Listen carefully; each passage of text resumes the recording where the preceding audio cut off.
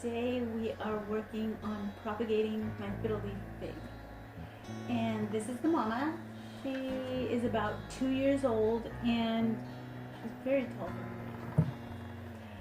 So we had a sucker come up from the base of the plant, and instead of allowing that little sucker to draw the energy from the large plant, I cut the sucker off and stuck it in water, and that was about 3 to 4 weeks ago, and she has sprouted roots. And I looked online after I did this and saw where people have been successful and not so successful. And some people try doing it with just one leaf, and that will shoot out roots, but it's not enough for it to grow into a full plant. So hopefully this works. I didn't start with one leaf. I did start with probably this much of a cutting already. Just she just spread. So hopefully it works. I'm ready to put her in some soil, and hopefully she'll take off. So I've got a plastic little pot, and then we will stick that pot inside of this planter that I've got. She's lined in plastic, and it's just one that someone gave me a plant inside of this, and I hang on to these so that I can use them again. I like how this one looks, the whitewash finish goes well in my house. So I've got some potting mix and soil mixed up, and this was outside, so it's moist.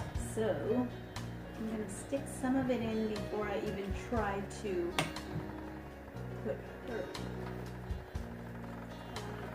Put it up high because I don't want her to sink all the way down in the pot. I want her to sit up. And then we're just backfilling, and we're going to make a little mess on the table. Maybe a big mess, we don't know. I probably should have put down a table covering, but I like to make a ginormous mess. That's the story of my life. To make a giant mess. So, let me know if any of you have already propagated your fiddle leaf fig and how you did it and how it turned out. If it was happy or if it was not happy, and I will keep you posted on how this little gal turns out, because I sure do hope she does.